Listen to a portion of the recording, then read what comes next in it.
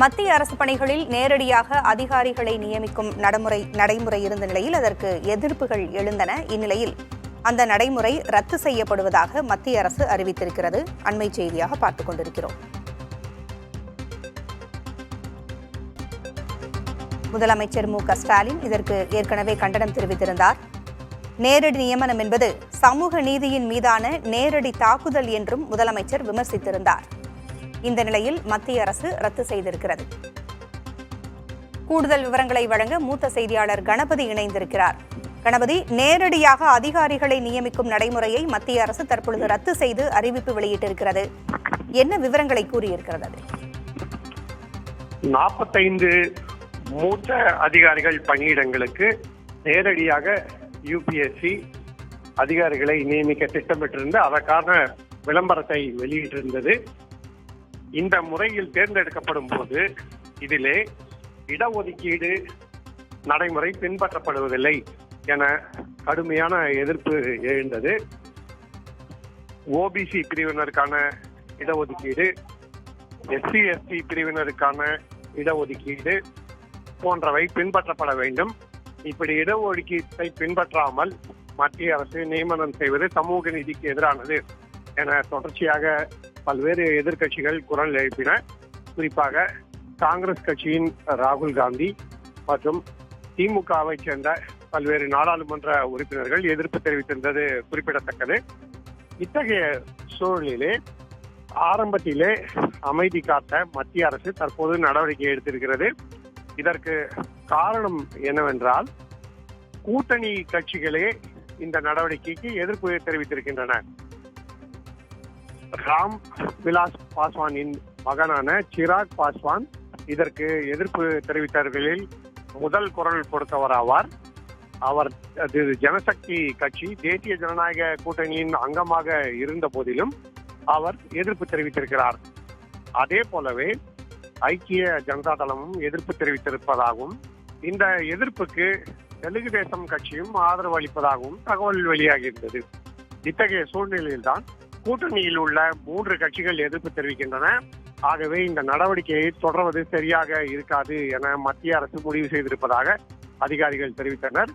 UPSC தலைவரான பிரீத்தி சூடனுக்கு மத்திய அமைச்சர் ஜிதேந்திர சிங் கடிதம் எழுதியிருக்கிறார். அந்த கடிதத்திலே பல்வேறு சர்ச்சைகள் தொடர்ந்து வருவதால் இது தொடர்பான விளக்கங்களை அளிப்பதற்கான அவகாசம் தேவை எனவும், ஆகவே இந்த நடைமுறையை நிறுத்தி வைக்க வேண்டும் எனவும் அந்த கடிதத்தில் குறிப்பிட்டிருக்கிறார். கணபதி, இணைப்பிலே இருங்க, தொடர்ந்து பேசலாம். நமது தொலைபேசி இணைப்பில் ஓய்வு பெற்ற ஐஏஎஸ் அதிகாரி திரு பாலச்சந்தர் இணைந்திருக்கிறார். பேசலாம். வணக்கம் சார். நேரடியாக அதிகாரிகளை நியமிக்கும் நடைமுறை ரத்து செய்யப்பட்டிருக்கிறது. மத்திய அரசு இந்த தகவலை தற்பொழுது வெளியிட்டிருக்கிறது. எதிர்க்கட்சிகள் பல்வேறு எதிர்ப்புகளை வெளியிட்ட நிலையில் இந்த முடிவு எடுக்கப்பட்டிருக்கிறது. உங்களுடைய பார்வை என்ன? ரத்து செய்யல, இப்போதைக்கு நிறுத்தி வைங்கன்னு சொல்லியிருக்காங்க. எல்லாத்தையும் சமாளிச்சா மறுபடியும் பண்ணலாமான்னு பாக்குறாங்க. இவங்க நாட்டின் நலன் கருதி இதை நிறுத்தி வைக்கல, தங்களுடைய ஆட்சி பறிபோய் விடுங்கிற பயத்தில் நிறுத்தி வச்சிருக்காங்க. இதே இந்த நேரடியா இத்தனை பேர் எடுக்கிறதுங்கிற நடைமுறையே மிகப்பெரிய தவறு. இது ஒரு கவர்மெண்டுடைய சிஸ்டமிக் அரேஞ்ச்மெண்ட் எல்லாத்தையுமே குலைக்கிறது. அதனால கூட்டணியில் உள்ள கட்சிகள் இதை அப்ஜெக்ட் பண்ணதுங்கிறது ரொம்ப சரி. அது ஒரு மகிழ்ச்சிகரமான விஷயம். அவங்களாவது சேர்ந்து இவங்களுக்கு கொஞ்சம் புத்தி சொல்லியிருக்காங்கன்னு சொல்லி இதனால எஸ்சி எஸ்டி ஓபிசி ரிசர்வேஷன் பாதிக்கப்படுறது மட்டும் இல்லை. ஒரு ஜாயிண்ட் செக்ரட்டரி லெவலில் ஒருத்தர் வர்றதுக்கு முன்னாடி கவர்மெண்ட்ல 18 வருஷம் வேலை பார்த்திருப்பாங்க. கவர்மெண்ட் ஆஃப் இந்தியாவில் அந்த 18 வருஷத்துல அவங்க பல துறையில வேலை பார்த்திருப்பாங்க. அந்த பல துறையுடைய கம்பைன்டு நாலேஜ் அவங்க கிட்ட இருக்கும். டைரக்டா ஒருத்தர் ஜாயிண்ட் செக்ரட்டரி எடுத்தா அவருக்கு என்ன டொமைன் நாலேஜ் இருக்கும்? டொமைன் நாலேஜ்ங்கிறது இப்ப கவர்மெண்ட் ஆஃப் இந்தியாவில் ஒரு செக்ரட்டரி அப்பாயின்ட் பண்ணும் போது செக்ரட்டரி ஃபெர்டிலைசர், செக்ரட்டரி ஃபினான்ஸ்னு அப்ப அப்பாயின்ட் பண்றது இல்லை. அவரோட designation secretary to the government of India இந்த டிபார்ட்மெண்ட் ஆஃப் எக்ஸ்பெண்டிச்சர், இந்த டிபார்ட்மெண்ட் ஆஃப் ஃபெர்டிலைசர். அது காரணம் என்னன்னா அரசுடைய எல்லா நடைமுறைகளும் பல துறைகளை பற்றிய நாலேஜ் அவங்களுக்கு இருக்கணும்னு. இவங்க இப்ப அட்டெண்ட் பண்ணது அந்த நாலேஜையே காலி பண்ற விஷயம். அதனால அவங்களுடைய தோழமை கட்சிகள் எதிர்த்ததுக்கு நம்ம நன்றி சொல்லணும். இதை புதைச்சு வச்சுட்டாங்கன்னா நாட்டுக்கு நல்லது. கூட்டணி கட்சிகளுடைய அழுத்தம் காரணமாக மத்திய அரசு இந்த முறையை இப்போ கொண்டு வந்திருக்கு, அதாவது ரத்து செய்திருக்கிறது. மீண்டும் இது கொண்டு வரப்படலாம் அப்படின்ற ஒரு கருத்தை நீங்க சொன்னீங்க. அப்ப நிரந்தரமாக இது ரத்து செய்யப்பட என்ன செய்ய வேண்டும்? ரத்து செய்யப்படும்னா பாரதிய ஜனதா கட்சிக்கு மனமாறுதல் ஏற்பட வேண்டும். இல்லை என்றால் வாக்காளர்கள் மனமாறுதல் ஏற்பட்டு இன்னொரு ஆட்சியை தேர்ந்தெடுக்க வேண்டும். இப்ப மத்திய அரசு அமைச்சர் கூறியிருப்பதை சமூக நீதியை நிலைநாட்ட வேண்டும் என்கின்ற காரணத்திற்காகத்தான் நேரடியாக அதிகாரிகளை நியமிக்கும் இந்த நடைமுறை ரத்து செய்யப்படுகிறது என்ற கருத்தையும் சொல்லியிருக்காரு. ஏன் அப்ப முதல்ல கொண்டு வந்தாங்க? முதல்ல கொண்டு வரும்போது தெரியலையா சமூக நீதி பாதிக்கப்படுங்க? தெரிஞ்சுதானே கொண்டு வந்தாங்க. இவங்க செய்யற பல காரியங்கள் இது மகாத்மா காந்தி ஊரக வேலைவாய்ப்பு திட்டம் இருக்கு, அதுக்கு பணத்தை குறைச்சாங்களே ஆட்சிக்கு வந்த உடனே. குறைக்கும் போது இவங்களுக்கு தெரியாதா இது ஏழை மக்களுடைய வயிற்றில் அடிக்கிற செயல்னு? இவங்க இந்த அரசு ஏழை எளியவர்களுக்கான நலிந்தவர்களுக்கான அரசு அல்ல. இவங்களுடைய 10 ஆண்டு கால வரலாற்றை பார்த்தா எத்தனையோ உதாரணங்கள் கூற முடியும். இதெல்லாம் வேற வழி இல்லாம இதை இப்ப கைவிட்டு இருக்காங்க. அவங்க வழியிலேயே போக முடியும். அவங்களுக்கு அப்சல்யூட் மெஜாரிட்டி இருக்குன்னா இதை நம்ம இது மாதிரி தெளிச்சிருந்திருப்பாங்க, சந்தேகமே கிடையாது.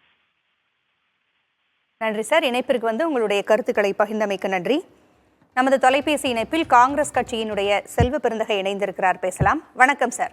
எதிர்கட்சிகளினுடைய அழுத்தம் காரணமாகவும் கூட்டணி கட்சிகள் கொடுத்த அழுத்தம் காரணமாகவும் தற்பொழுது மத்திய அரசு நேரடியாக அதிகாரிகளை நியமிக்கும் நடைமுறையை ரத்து செய்து அறிவிப்பு வெளியிட்டிருக்கிறது. உங்களுடைய கருத்து என்ன? இதுதான் ஜனநாயகம். ஏற்கனவே நாங்கள் பலமுறை சொல்லி இருக்கிறோம், இந்த நாடு ஜனநாயகத்திற்கான நாடு. உலகத்திலேயே ஜனநாயகம் தழைத்து ஓங்கி நிலைத்து நிற்பது இந்தியா என்பது அனைவருக்கும் தெரியும். ஆனால் நரேந்திர மோடி அவர்களும் பாஜக தலைவர்களும் RSS உடைய சித்தாந்தத்தோடு இந்தியாவில் என்ன வேண்டுமானாலும் விளையாடலாம் என்று எண்ணி கடந்த 10 ஆண்டுகளாக மெஜாரிட்டியோடு இருந்து எல்லாவற்றையும் நடைமுறைப்படுத்தினார்கள். இப்பொழுது இந்திய மக்கள் கடிவாளம் போட்டிருக்கிறார்கள். நீங்கள் எதை செய்தாலும் கூட்டணி தர்மத்திற்கு உட்பட்டு கூட்டணி தலைவர்களோடு ஆலோசித்து செய்ய வேண்டும் என்று. அந்த அடிப்படையில தான் இன்று தனியார் அதிகாரிகளை, குறிப்பாக அம்பானி அதானி போன்ற நிறுவனங்களில் பணியாற்றியவர்களை ஜாயிண்ட் செக்ரட்டரி அளவிற்கு நியமித்து அவர்களுக்கு ஒரு மிகப்பெரிய அங்கீகாரத்தை அளித்திருக்கிறார்கள். அப்பொழுது union public service commission of India என்று UPSC இருக்கிறது.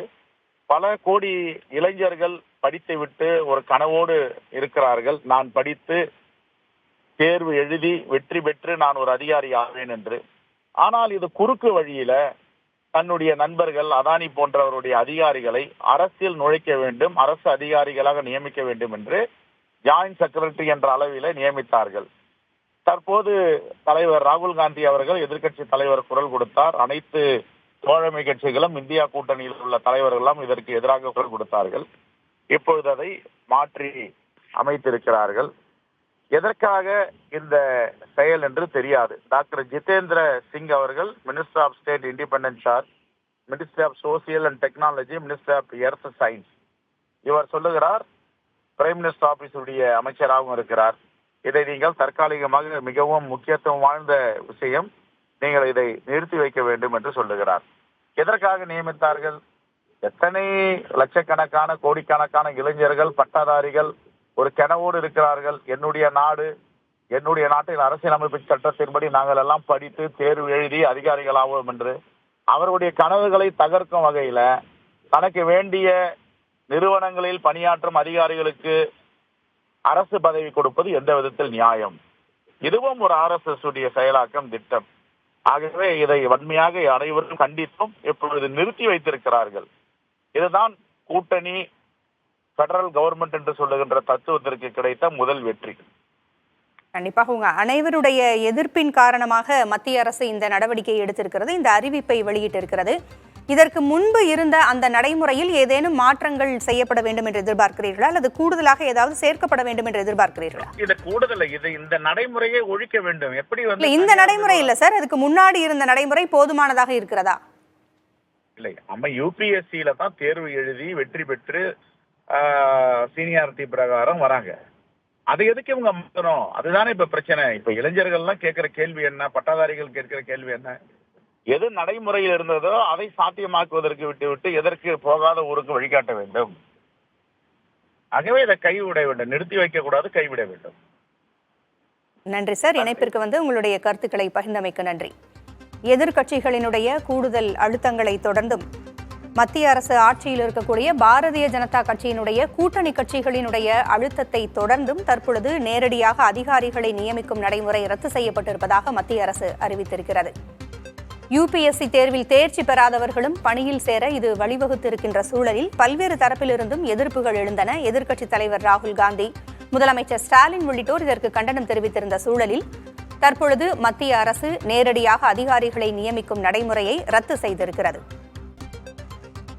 விவரங்களை வழங்க மூத்த செய்தியாளர் கணபதி இணைந்திருக்கிறார்.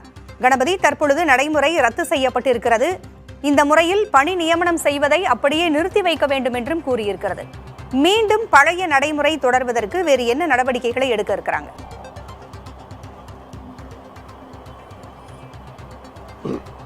ஆரம்பத்திலே எதிர்ப்பு எழுந்தபோது மத்திய அரசு அளித்த விளக்கம் என்னவென்றால், இந்த நடைமுறை மன்மோகன் சிங் பிரதமராக இருந்தபோது கொண்டு வரப்பட்டது. அப்போது மத்திய அமைச்சராக இருந்த வீரப்ப மொய்லி தலைமையிலே ஒரு குழு அமைக்கப்பட்டு அந்த குழுவின் பரிந்துரை அடிப்படையில் தான் இப்படி நடவடிக்கை எடுக்கப்படுகிறது என விளக்கம் அளிக்கப்பட்டது. அதாவது நாங்கள் கொண்டு வந்த நடைமுறை அல்ல என அவர்கள் தெரிவித்திருந்தார்கள். இன்னொன்று, இப்படி நியமனம் செய்யப்படுவது joint secretary, director, deputy secretary போன்ற பொறுப்புகளுக்கு நியமனம் தற்காலிகமானதானதான், நிரந்தரமான பணி அல்ல. இது கான்ட்ராக்ட் முறைப்படி 3 வருடங்கள் 5 வருடங்கள் என்று குறுகிய காலத்துக்காக அளிக்கப்படும் நியமனம். ஆகவேதான் இதிலே இந்த மாதிரி இடஒதுக்கீடுகள் இதுவரை இறுதி செய்யப்படவில்லை. இடஒதுக்கீட்டுக்கான எந்த ஒரு நடைமுறையும் இல்லை என அவர்கள் விளக்கமளித்திருந்தார்கள். மேலும் மூன்றாவதாக, ஏன் இப்படி 45 நபர்கள் பணிக்கு எடுக்கப்படுகிறார்கள் என்றால், யுபிஎஸ்சி நடைமுறை பொதுவான நடைமுறையிலிருந்து மாறி இப்படி நேரடியாக ஜாயிண்ட் செக்ரட்டரி, டைரக்டர் அளவிலே அந்த பதவிகளுக்கு ஏன் எடுக்கப்படுகிறார்கள் என்றால், நிபுணர்கள் தேவை. அத்தகைய நிபுணர்கள் ஐஏஎஸ் அதிகாரிகளிடையே இல்லை என்றால் இது போன்ற நேரடியாக நியமனம் செய்யலாம். உதாரணத்துக்கு ஒரு பட்டய கணக்காளர் தேவை, அல்லது ஒரு விஞ்ஞானி தேவை, ஒரு குறிப்பிட்ட துறையிலே ஆராய்ச்சி செய்து நிபுணத்துவம் பெற்றிருப்பவர் தேவை என்றால் அது போன்ற திறமை உள்ளவர்களை இப்படி குறுகிய காலத்துக்கு பணியில் நியமிக்கலாம் என தெரிவித்திருந்தார்கள். ஆனால் எதிர்ப்பு கடுமையாக இருந்தது. காங்கிரஸ் கட்சி மற்றும் இந்தியா கூட்டணியைச் சேர்ந்த திமுக போன்ற கட்சிகளின் எதிர்ப்பு ஒருபுறம், அதையும் தாண்டி கூட்டணி கட்சிகளே எதிர்ப்பு தெரிவித்திருக்கின்றன. ஒருபுறம் லோக் ஜனசக்தி கட்சியின் சிராக் பாஸ்வான் எதிர்ப்பு தெரிவித்திருக்கிறார். இன்னொரு புறம் ஐக்கிய ஜனதா தளம் மற்றும் தெலுங்கு தேசம் கட்சியும் எதிர்ப்பு தெரிவித்து வருகின்றன. அனைத்து எதிர்ப்புகளையும் தொடர்ந்து தற்போது மத்திய அரசு இதை தெரிவித்திருக்கிறது. கணபதி, இணைப்பிலே இருங்க, தொடர்ந்து பேசலாம். நம்முடைய தொலைபேசி இணைப்பில் பாஜகவின் ஆசீர்வாதம் ஆச்சாரி இணைந்திருக்கிறார். பேசலாம். வணக்கம் சார். எதிர்க்கட்சிகளினுடைய எதிர்ப்பு மற்றும் கூட்டணி கட்சிகளினுடைய எதிர்ப்பு, இந்த காரணத்தினால் மத்திய அரசு தற்பொழுது ரத்து செய்திருக்கிறது. எதற்காக இந்த நடைமுறையை முதலில் கொண்டு வர வேண்டும்? பழைய நடைமுறையே போதுமானதாக இருக்கிறது, சமூக நீதியை நிலைநாட்டும் வகையில் இருக்கிறது. எதற்காக ஒரு தேவையில்லாத நடைமுறையை கொண்டு வந்து பிறகு அதை ரத்து செய்ய வேண்டும் என்று பல்வேறு தரப்பிலிருந்து இன்னும் கேள்விகள் எழுகின்றன. உங்களுடைய கருத்து என்ன? அதாவதுங்க, இது ஏற்கனவே காலம் தொட்டு நேரு காலத்திலிருந்து தொடர்ந்து வந்துட்டு இருக்கிறது. அதாவது செக்ரட்டரி லெவல் போஸ்ட் அப்படின்னு சொல்றோம் இல்லைங்களா, ஹையர் அட்மினிஸ்ட்ரேட்டிவ் கிரேட் அப்படின்னு சொல்லுவோம். அந்த பொசிஷன்ல நிறைய பேர், ஈவன் டாக்டர் மன்மோகன் சிங் அவர்களே சீஃப் எக்கனாமிக் அட்வைசர்ன்ற ஒரு பொறுப்புல சேர்ந்தாரு. அதுக்கப்புறமேட்டு பொருளாதாரத்துறைக்குரிய அந்த செயலாளர் ஆனாரு, ஃபைனான்ஸ் செக்ரட்டரி ஆனாரு. அதே மாதிரி மான்டக் சிங் அலுவாலியா அப்படின்னு காங்கிரஸ் கட்சி இருக்கும் பொழுது, ஆட்சியில் இருக்கும்போது அவர் பிளானிங் கமிஷனுக்கு டெப்டி சேர்மனா சேர்ந்தாரு. அது மாதிரி காலம் தொட்டு வர ஒரு நடைமுறை. இப்போ எதனால இது தேவைப்படுது அப்படின்னா, ஒரு சில டெக்னிக்கல் பொசிஷன்ஸ், அந்த டெக்னிக்கல் பொசிஷன்ஸ்க்கு இந்தியன் அட்மினிஸ்ட்ரேட்டிவ் சர்வீஸ்ல இருந்தோ அல்லது சென்ட்ரல் செக்ரட்டேரியட்ல, மினிஸ்ட்ரிகள்ல, டிபார்ட்மெண்ட்டுகள்ல அந்த குறிப்பிட்ட அந்த சப்ஜெக்டுகளை ஹேண்டில் பண்றதுக்குரிய அதிகாரிகள் இல்லாத பட்சத்துல இது மாதிரி ஒரு லேட்டரல் என்ட்ரி நடைமுறையில் இருந்தது. அட்மினிஸ்ட்ரேட்டிவ் ரிஃபார்ம்ஸ் கமிஷன் அப்படின்ற ஒரு கமிஷன் தன்னுடைய UPA 1, UPA 2 ஆட்சி சமயத்துல திரு வீரப்ப மொய்லி அவர்களுடைய தலைமையிலான அந்த கமிஷன் இதுக்குரிய ரெக்கமெண்டேஷன் கொடுத்து அவங்க என்ன சொல்லியிருந்தாங்கன்னா, செக்ரட்டரி லெவல் மட்டும் இல்லாமல் அதுக்கு கீழே உள்ள additional secretary, joint secretary, director அப்படின்ற அந்த பதவிகளுக்குள்ள கூட லேட்டரல் என்ட்ரி நம்ம கொண்டு வரலாம் அப்படின்னு அவங்க ரெக்கமெண்ட் பண்ணாங்க. இப்போ எதுக்கு director, joint secretary, additional secretary அப்படின்றதுக்கு தேவைப்படுது அப்படின்னா, ஒரு மினிஸ்ட்ரியில ஒரு குறிப்பிட்ட சப்ஜெக்டை ஹேண்டில் பண்றதுக்கு, அதுவும் குறிப்பாக அது டெக்னிக்கல் ரிலேட்டட் சப்ஜெக்டா இருக்கும் பொழுது அந்த டெக்னிக்கல் தொடர்புடைய சப்ஜெக்டை ஹேண்டில் பண்றதுக்கு நம்மிடம் ஆட்கள் இல்லை, எனவே நேரடி அதிகாரிகளை நியமிக்கும் நடைமுறை தேவை அப்படின்னு சொல்றீங்களா? தேர்வு எழுதி வருகின்றவர்கள் அதை ஹேண்டில் பண்ற அளவுக்கு தகுதி இல்லாதவர்களாக இருக்கிறார்களா? ஆமா, ஏன்னா இப்போ நானும் வந்து சிவில் சர்வீஸ்ல செலக்ட் ஆகி ஒரு அதிகாரியா இருந்து அதுக்கப்புறமேட்டு நான் கட்சிக்கு வந்து அரசியலுக்கு வந்துட்டேன். நாங்கள் எழுதும்போது கூட IAS, IPS, IRS அப்படின்ற அந்த பொறுப்புகள்ல வரவங்க டெக்னிக்கலி சவுண்டு கிடையாது. அவங்க வந்து வெவ்வேறு சப்ஜெக்டுகள்ல டிகிரி படிச்சிருப்பாங்க, போஸ்ட் கிராஜுவேஷன் படிச்சிருப்பாங்க. அவங்க வந்து ஒரு ருட்டீன் முறையில கலெக்டர், டிஸ்ட்ரிக்ட் கலெக்டர் ஆகுறாங்க, டிஸ்ட்ரிக்ட் மேஜிஸ்ட்ரேட் ஆகுறாங்க, அதுக்கப்புறமேட்டு ஸ்டேட்ல உள்ள செக்ரட்டேரியட்டுக்கு போறாங்க. அவங்க வந்து ஜெனரல் அட்மினிஸ்ட்ரேஷன் நல்லா பார்ப்பாங்க, அவங்களுக்கு வந்து அதுல நல்ல திறமை வந்துடும். ஆனா ஒரு டெக்னிக்கல் சப்ஜெக்ட் இப்ப வந்து பாத்தீங்கன்னா WTO அப்படின்னு சொல்லுவோம், வேர்ல்டு ட்ரேட் ஆர்கனைசேஷன். அதுல வந்து இன்டெலெக்சுவல் ப்ராப்பர்ட்டி ஹேண்டில் பண்றதுக்கு அதிகாரிகள் IASல இருப்பாங்களா? கிடையவே கிடையாது. அப்ப அந்த சப்ஜெக்டை ஹேண்டில் பண்ணக்கூடிய ஒரு எக்ஸ்பர்ட் வந்து அது இந்தியால எந்த ஒரு இடத்துல இருந்தாலும், பிரைவேட் செக்டர்ல இருக்கலாம் அல்லது பப்ளிக் செக்டர்கள்ல ஒர்க் பண்ணலாம், அவங்கள அல்லது காலேஜஸ்ல வந்து டீச் பண்ணிட்டு இருப்பாங்க, அவங்கள ஐடென்டிஃபை பண்ணி இந்த சப்ஜெக்டை வந்து நீங்க ஹேண்டில் பண்ணுங்க, எங்களுடைய மினிஸ்ட்ரியில வந்து ஜாயின் பண்ணுங்க, காமர்ஸ் மினிஸ்ட்ரியில ஒர்க் பண்ணுங்க, அதுக்கு வந்து நீங்க 5 வருஷம், அதுக்கப்புறமேட்டு எக்ஸ்டெண்டபிள் அனதர் 5 வருஷம் அப்படின்ற மாதிரியான ஒரு நடைமுறையை கொண்டு வந்தது. இப்போ இந்த இவங்க வந்து மினிஸ்டர் வந்து எழுதியிருக்காங்க, ஜிதேந்திர சிங் வந்து கடிதம் எழுதியிருக்காங்க UPSC சேர்மனுக்கு. என்ன சொல்லியிருக்காங்க? இதுல ரிசர்வேஷன் கொண்டு வர வேண்டிய ஒரு சூழ்நிலை இருக்குது அப்படின்னு கட்சிகள் வந்து தங்களுடைய கருத்தை தெரிவிச்சிருக்காங்க. அதை பத்தி நம்ம வந்து இப்போ யோசிக்க வேண்டிய ஒரு காலம். ஏன்னா சிங்கிள் வேக்கன்சில ரிசர்வேஷன் கிடையாது. எப்ப ரிசர்வேஷன் வரும் அப்படின்னா 3 வேக்கன்சிக்கு மேல வரும்போதுதான், 3, 5, 7, 9 அப்படின்னு வரும்போதுதான் SC, ST, OBC அப்படின்ற வேக்கன்சி வரும். சிங்கிள் வேக்கன்சிக்கு ரிசர்வேஷன் கிடையாது. இப்ப இதை வந்து ரீவிசிட் பண்ணணும். அந்த காரணத்துக்காக தான் இதை வந்து இப்ப ரத்து பண்றோம். ஏன்னா அட்டியகோ UPSC ஒரே அட்வர்டைஸ்மெண்ட்ல 45 டைரக்டர், 15 ஜாயிண்ட் செக்ரட்டரிக்கு வேக்கன்சியை ரிலீஸ் பண்ணிருக்காங்க. அந்த இடத்துல ரிசர்வேஷன் வரணுமா வரக்கூடாதா அப்படி வந்து முடிவு பண்றது வர இதை வந்து இப்ப நிறுத்தி வச்சிருங்க அப்படின்னு சொல்லியிருக்காங்க. இது ஒரு சரியான முடிவு. ஏன்னா சமூக நீதிக்காக திரு நரேந்திர மோடி அவர்கள் வந்து குரல் கொடுக்கக்கூடிய ஒரே பிரதமர். அதன் காரணமா தான் அதை வந்து இப்ப நிறுத்தி வச்சிருக்காங்க. இணைப்பிற்கு வந்து கருத்துக்களை பகிர்ந்தமைக்கு நன்றி திரு ஆசீர்வாதம் ஆச்சாரி. பல்வேறு விதமான கருத்துக்கள் சொல்லப்பட்டாலும் நேரடியாக அதிகாரிகளை நியமிக்கும் இந்த அறிவிப்பு ரத்து செய்யப்பட்டிருப்பது ஏற்றுக்கொள்ளக்கூடியது, வரவேற்கத்தக்கது என்றே கூறியிருக்கிறார்கள். ஏனென்றால் எதிர்க்கட்சிகளினுடைய எதிர்ப்பு மற்றும் கூட்டணி கட்சிகளில் சிலவற்றினுடைய எதிர்ப்பின் காரணமாக மத்திய அரசு இந்த முடிவை எடுத்திருக்கிறது. இது கூட்டாட்சி தத்துவத்திற்கு கிடைத்திருக்கின்ற வெற்றி என்றே கருத்துக்களை தெரிவித்திருக்கிறார்கள்.